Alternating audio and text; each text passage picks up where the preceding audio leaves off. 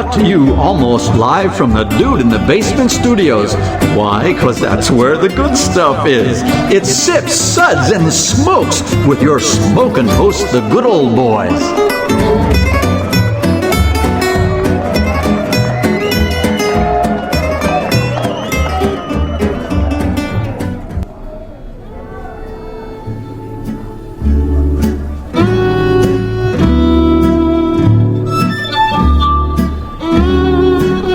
Now it's sippin' time.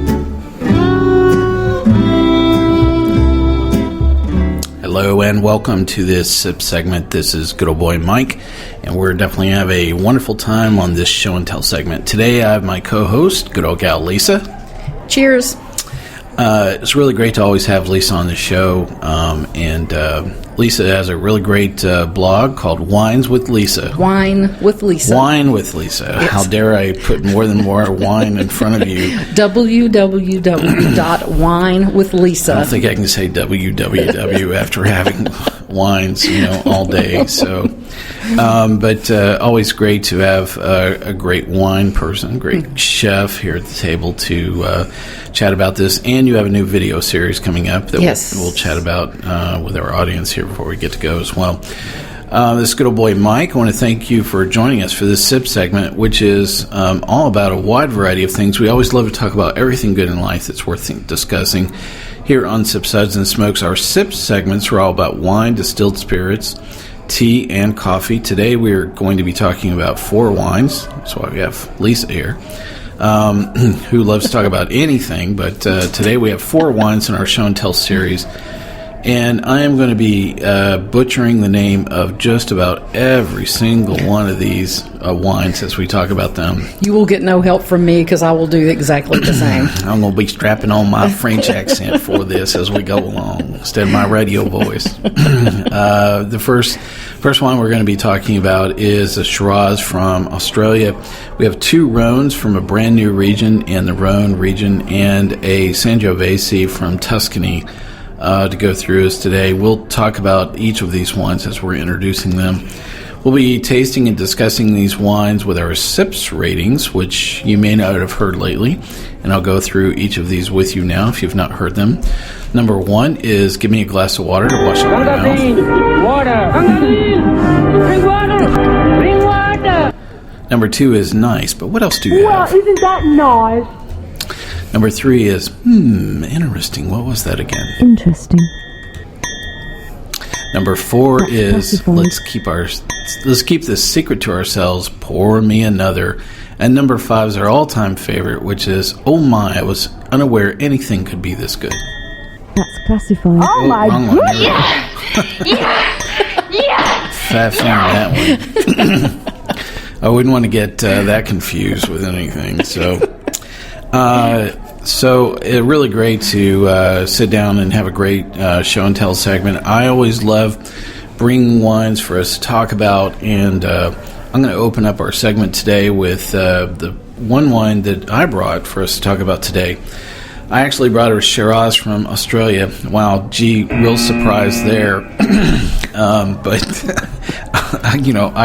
sometimes something sticks around. You just can't help but talk about it. So this is a 2011 from a vintner called M. Chapoteur, which is a Shiraz. The name of the one is Tournon. Mathilda is the name of this particular wine. This is made in Victoria, Australia, in the Western Victoria region called the Pyrenees. And this is just a really great wine. I was really glad I was able to bring it. I don't want to talk it up way too much, but sometimes when you just kind of get a hold of something and just really, my tasting notes around this today are, wow, this is just like hello. This is like the wake up call, to your palate. It just brings everything that you think of a very typical Shiraz. It's just a really big, bold red wine. The things that I enjoyed about this today, it has what I call shouldered edges, where it really just does not cut into your palate so much that it just, is kind of scraping along, as it's coming in, and it just has very small hints of bell pepper. Just this really great big red wine, a little hint of tobacco. It's just everything I really think of in a really great Shiraz. My sips rating for this for the Tournon 2011 is going to be 4. That's classified. Let's keep this secret to ourselves. Pour me another, and I can't think of anything I'm going to be doing different than pouring me another as you tell me what you think about this one, Lisa. Well, first of all, I have to tell you, I really love the Shiraz. I have had varying opinions about Shirazes, and this one is at the top for me. Wow. I think it's very balanced. I'm glad to hear that. I do hear that, and I'm not just saying this because I like it. I'm saying this because there's... if you like big reds, I think which my I work do. is complete here today. I've converted yet one more person onto the strength of Aussie Reds. So. Absolutely. I think that there's a wine for every reason. There's a wine for every situation. Again, I'm thinking there's a situation for everyone. there's a situation for every wine. I totally agree. But what I like about this is that I always think of wine in terms of food. I'm probably the only person that does that, but I love to grill. I've got this wonderful grill, and I get a lot of smoke out of it and a lot of intense seasonings and flavors that I just like. Big flavors in food. I like big, loud food, big, loud wines. Now, there are times for more delicate, but in this instance, if I'm going to... Like this past weekend, this would have been good with the pork chops. I made hickory smoked pork chops with a honey chipotle glaze. Yep. This, you've got the peppery component that would have gone great with that. You've got this nice, rich, I call it like blackberry juice, and in a good way. It's good. There's nothing that's overpowering. It is a mouthful of fruit, but it's a very balanced mouthful of fruit. It may not be for everybody, but it's for me. I could just sit around and just drink this without food. This is really good. So what's your sips rating on this? Oh, 5. Oh my Why did you say 4? I'm interested to know why you said. Well, after literally having thousands of bottles of Shiraz, I have just I have several that I would probably throw as a 5. The thing that I really love about this particular Shiraz is, one is, I really think that it is nearly just completely drinkable now. It's not at its peak. Okay. I would say throwing it, letting it sit aside for a couple of years. I think this was a screw top cab. And so just storing it maybe for a year at cellar temperature, I think would really just bring this wine around to full peak.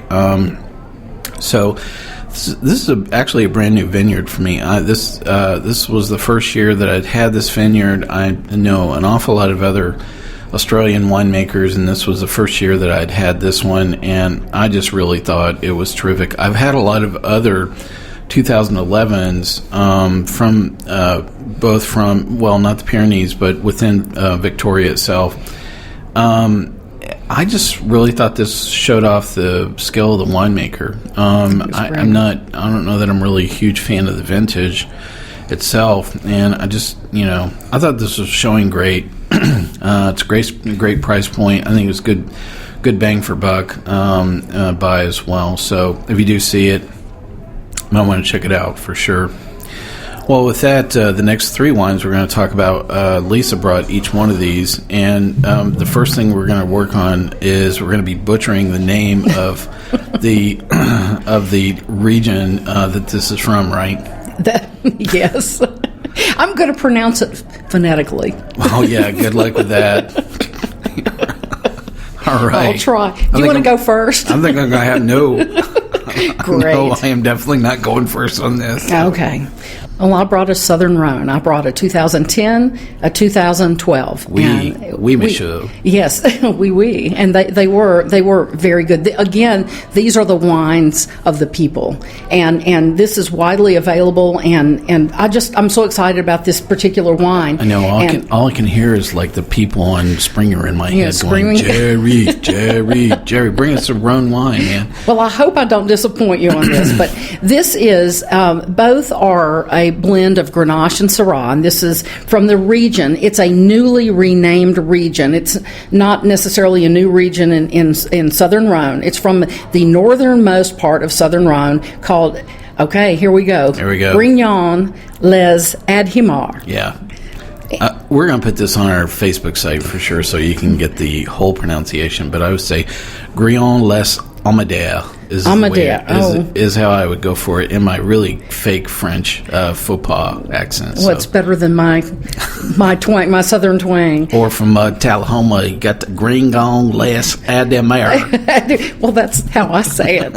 And if in all else fails, you say it's the one with the face of the sun on the gold and silver face. I want that wine with the sun on it. The southern face. Well, I'll never get the accent. I took French. It's a long story about my French classes in Catholic school. I'll tell you about that later. Oh, did you pass or fail? Well, I passed. or how but did it there's come a out for story. you now? There's a wait. That sounds bad. Okay, I'll talk about that later.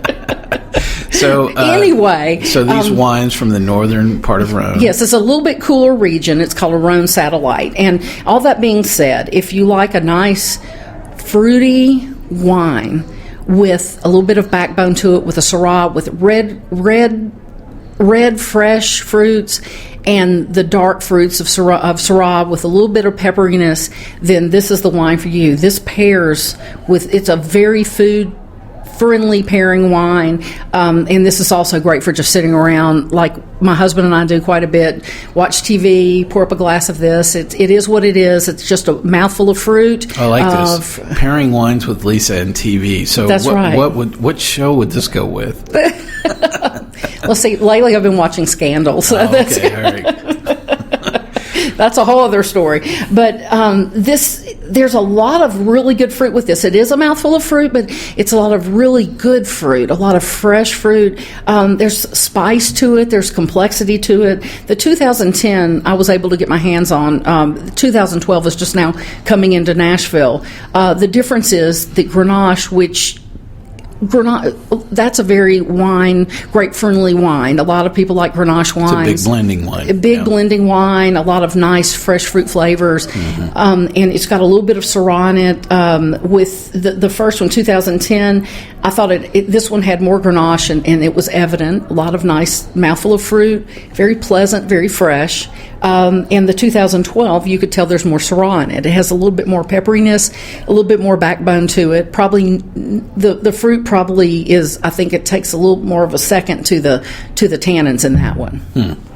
So I loved our discussion about the fact that these are now classified as Rhone wines. That many times what you find within wine laws are where things have declared appellations, that these, lines of demarcation have been around for hundreds of years. So if you think of the Rhone wine region, many times the way that wine regions were declared is, a couple of hundred years ago, somebody was going down this, dirt path, on a horse, and there was a vineyard on the left and there was a cow pasture on the right, and they said, well, that's where the vino is. This is where the cows are. And so they declared the wine region where the vines, have been established. And so, basically this just moved through time, and what happened is that the cows went away and they planted, vines, where it was a cow pasture or something else. And in many parts of France, those wines are actually consumed in non-declared appellations as vin de passe, or just table wines, within France itself. And so many times you'll see these very small, variations and changes of appellations based on how the land is being utilized now as a vineyard. So, and I made a casual joke about this, that, one day this was a $2 bottle vin de passe, right, and then all of a sudden they declared this a Rhone, and it went from a $2 to a $10 bottle of Rhone, overnight. The grapes are the same, the land is the same, probably the winemaker's the same, but it has a different declared appellation. And so it takes on all the characteristics of things that are within the Rhone region, as such as well. So I think this is a great example of just looking at how those declarations of appellation change over time, and you're able to enjoy things that may not have a declared appellation, but are still really great, vineyards. And this happens in all parts of the world, and especially these areas where there are wine laws. The same thing is true in Spain and Italy, and especially in Italy. I mean, you can just, you can drive down, and on the right is a declared DOC and, vineyard, and on the left, it's not. And yet they both enjoy the same water, rain, sun, soil, everything else. It's just that somebody walked around and said, there were grapes over here, so we're going to say the vineyard's over here, and then there weren't, at some point in time. So, Right. It's always something to keep in mind if you happen to be, traveling in a wine region, and, understanding the evolution of the wine laws and appellation declarations are glacial in terms of change, aren't they? That's good. Yeah. Yes. What I wanted to say about this is that they're very lush wines. I have had several people tell me when they talk about wines and they don't know maybe what words to use, but they say they don't like the bitter or really dry wines, or the wines that just are just, they call them bitter or dry. Well, they're probably mostly talking about the tannins. Right. And what's nice about this is that even though the 2012 has a little bit more tannin to it, they're still very approachable. Mm-hmm. There's nothing about this that's too drying. It's these are very just easy drinking wines. I think it's these are gateway wines into French wines. If you're wanting to get into wines and French wines, and you're not quite sure, you don't really know when you see all those bottles with all those crazy names on them and the labels that don't make any sense. This is a great way. There's nothing on this label that I can pronounce properly, but somehow I'm not even going to try to pronounce it. I don't know. I have like this whole scene playing through my head. I'm seeing, somebody hanging out in the double wide trailer. They're sitting there watching, a 2-year-old rerun of Breaking Bad on AMC, and going, "Hey, honey, where'd you put that good French vino out there that cost us? What'd you get that for? $8.50 a bottle? That is like the good stuff, ain't it? I mean, that's like the rock solid stuff right there." Couldn't have said it better myself.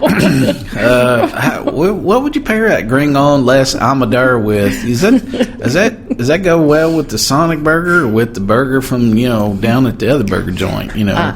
So I would say any of them, because they go well with a lot of different foods. I'm thinking there are some people in the double wide in France saying the same thing. I agree. It is what it is. These are just very. I'm not trying to sell them. I'm just trying to tell you how I feel about them. That they are. I just enjoy them. My husband and I have enjoyed them. No, I'm trying to make fun of the people that drink it. That would be me. So let's talk about what are some of the tasting characteristics of the 2010 that you enjoyed? Well, what I liked about the 2010, and let me find my notes where I wrote it down.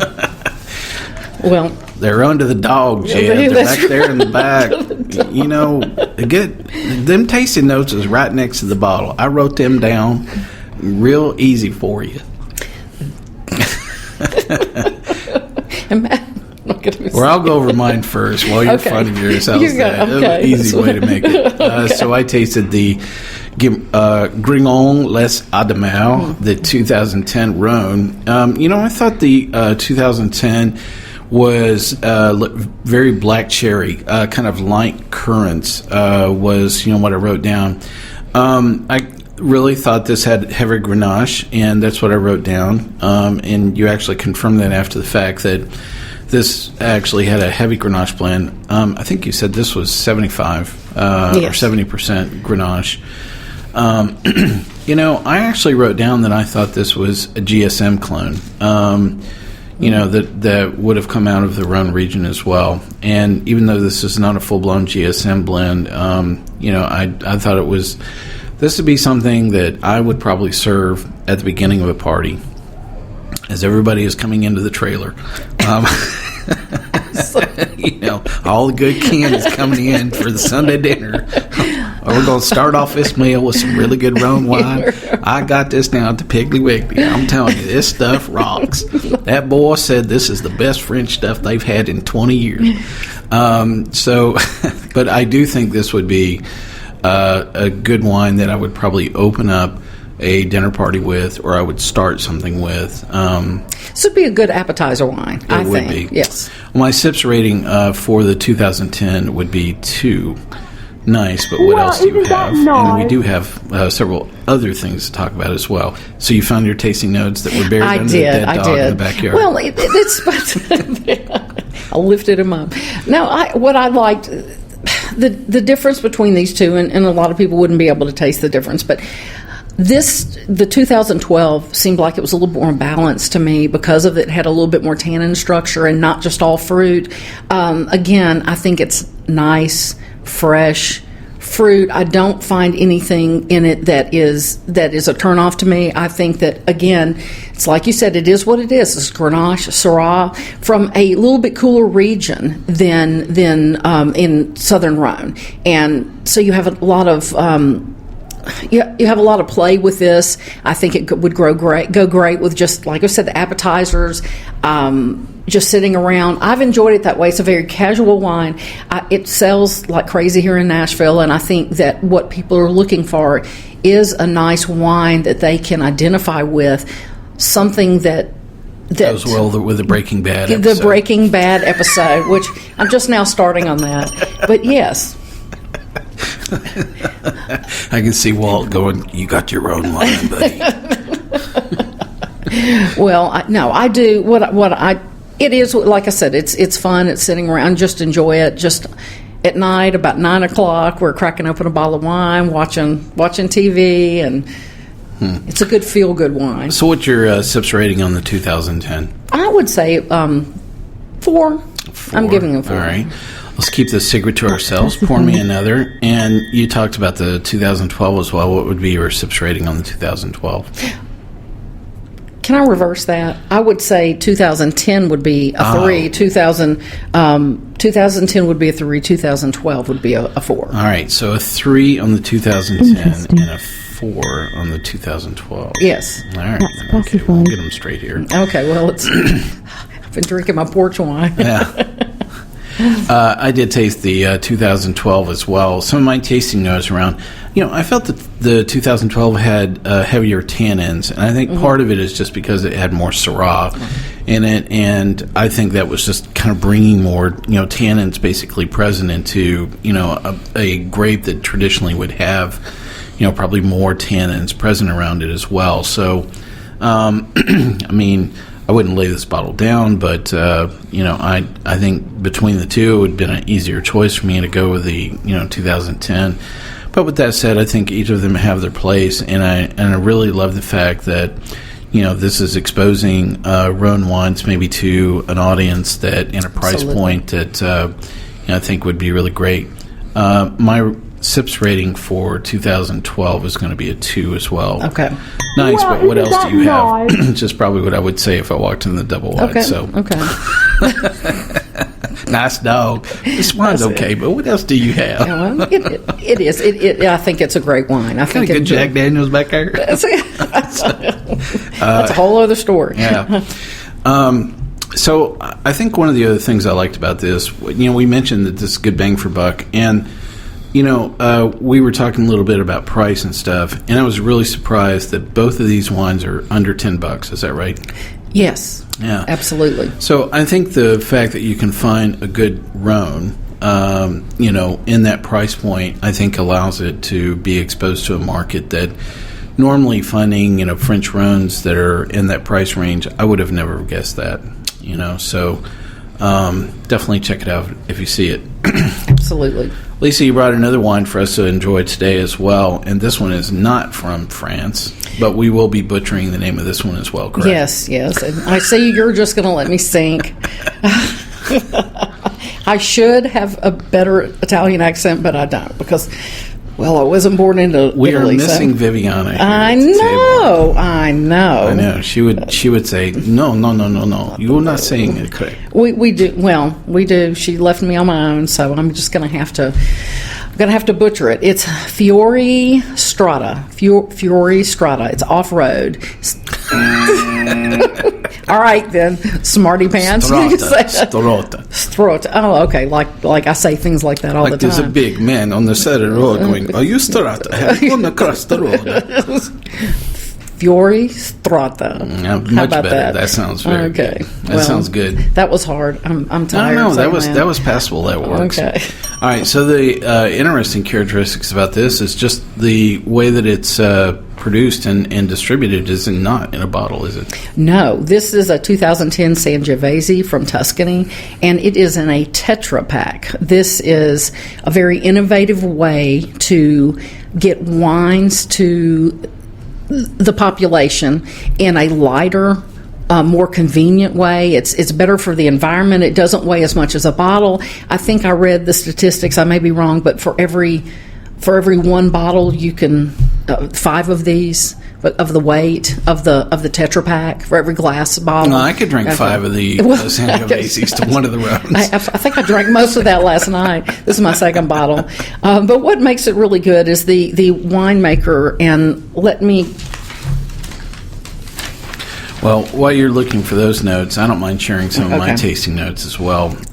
So the Road Strada from 2010, I thought that it had a very different nose. In fact, I wrote down the word bubblegum. I don't think I've ever said that about a lot of wines, but I've had a lot of Sangiovese. It's probably not my favorite grape. I'll fess up to that in general. But I have been through Tuscany enough to understand that this is what I would probably have characterized as a daily wine, a vin de pas, within the Tuscany region. I told you that if you were walking through the streets of Florence, of Venezia, and you sat down in a cafe and said vino, and they would have poured this all day long, because this is what I think of very much as an Italian table wine. It just happens to be placed in a Tetra Pak and shipped, for other people to enjoy it. I love the packaging around this. I mean, So for those of you that are not familiar with the Tetra Pak, this is a packaging system that's been around for, I don't know, maybe about 8 years or so. It's not widely used, though. I think part of it is because the amount that is in a Tetra Pak, it's very difficult to think of it in the same 1 liter, characteristic as a regular bottle. I'm sorry, 750. Yeah, this is 1 liter and this is 750. So you get a little bit more more bang for the buck. Yeah. But the thing that I really love about the Tetra Pak is the ability of evacuating the air on the fly. So we were talking about, the fact that if you have a regular bottle, you have to stick something into it to evacuate the air, either an inert gas or suck the out with a vacuum or something like that. Not your vacuum cleaner. Please put your vacuum cleaner down. But with the Tetra Pak, you basically just squeeze the box and you are evacuating the air out, and you're able to just recap it like that, which is really great. And so, I love Tetra Paks for taking them to places where you cannot take bottle. Absolutely, the best thing about a Tetra Pak is it's completely opaque. It's not transparent. You don't have to worry about light basically polluting the wine itself. And light is absolutely the biggest problem with wines. Everybody thinks it's temperature. Temperature can kill wine, but light itself can ruin wine a lot faster than temperature itself. Air is absolutely the dead killer. So air is the dead killer first. Light right behind that, and temperature is probably third. When I think about a lot of things that tend to attack wine as a product. So love the packaging, love the Tetra Pak. In the halls of Sangiovese and a straight-up varietal, I don't know that I would probably, put this, right up there at the top. But as a vin de pas, and thinking of it, from that perspective, I thought it was actually okay. And I actually would give this a 3. Interesting. What was this again? So, I think from that perspective, I love the fact that we are seeing more Italian varietals that are available. Usually the only varietals that we see in the U.S. are blended Italian red wines, where I always pick it up and I go, I have no idea what's in the bottle. Don't ask me. Drink it, Right. And you're sitting there trying to guess the blend and beating yourself to death. Here you have a single varietal grape. You have Sangiovese in one box, and you're able to taste it. If somebody really wanted to know what the Sangiovese vintage was like, even for 2010, pick up the pack. I would say that's a good way to figure out what was everybody blending with to begin with. So you found your tasting notes under the other dog. Yeah. Yes, under the olive tree. Oh, okay. Okay. No. So what? Because remember where we are in Tuscany. I'm sorry. We're no longer in the double wide. That's right. Now we're in Tuscany. Now we're in Italiano. That's right. That's right. Well, I'll tell you what I like about this. I think that there are a lot of positives with this. Number one, we didn't discuss this, but this is an organic wine. And that really appeals to a lot of people, and I thought it was great. Well, yeah, I know, and that's nice. So it's not only is it this Tetra Pak is single-handedly saving the world from itself, because most wines that people buy are people drink these within the first 24 hours that they buy them. So why not have something that can fold up and get recycled rather than just throwing the glass bottle in the garbage can, which a lot of people do. And what's nice about this is I think, yes, I've had several Chiantis in my life too, and I think that this is a very young, fruity Sangiovese. Mm-hmm. Again, I think this is appealing to the people.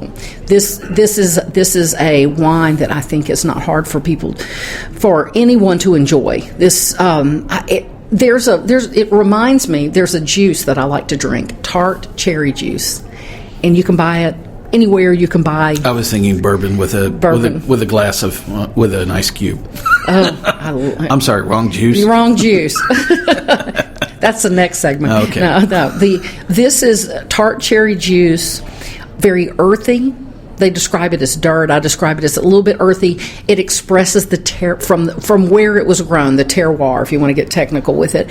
It has that little bit of sourness to it, but it's pleasant, and it has a little bit of spices in it. And so it has a complex flavor. It's not just this really fruity juice, and that is what I enjoyed about this. I think that this, I don't know. I've been to several events, several places, outdoor events that you can't take glass.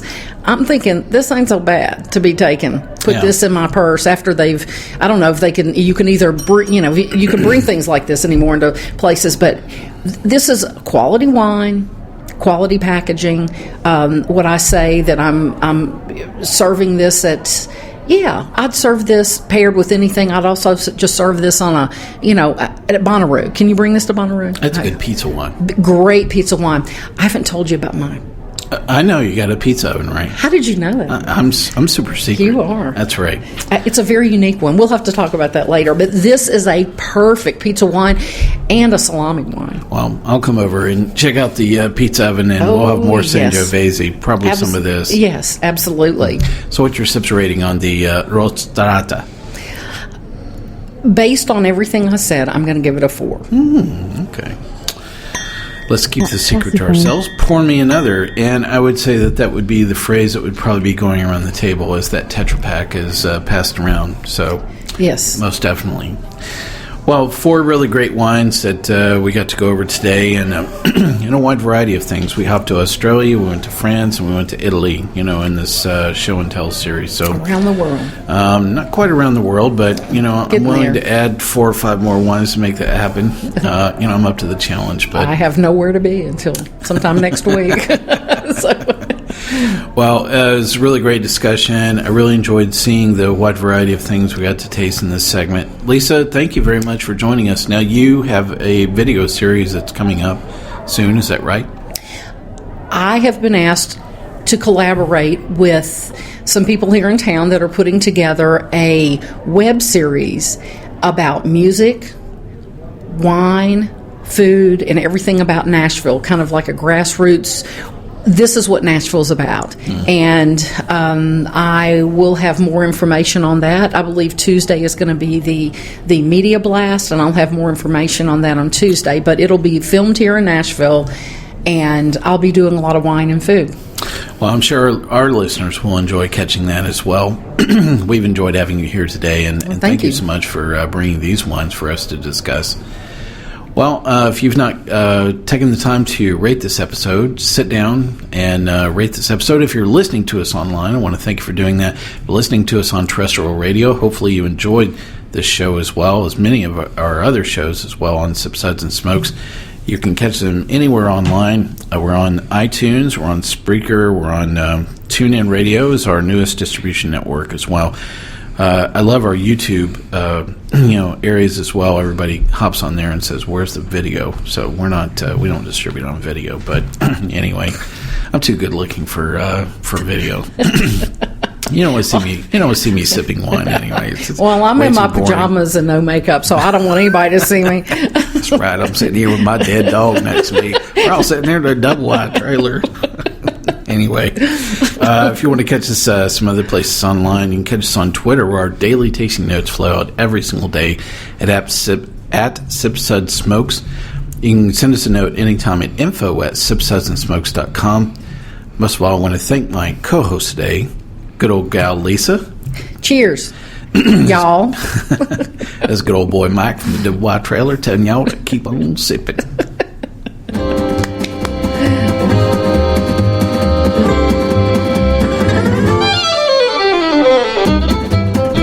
This has been a One Tan Hand production of Sip, Suds, and Smokes, a program devoted to the appreciation of some of the finer slices of life. From the Dude in the Basement Studios, your hosts, the Good Old Boys, will see you all next time.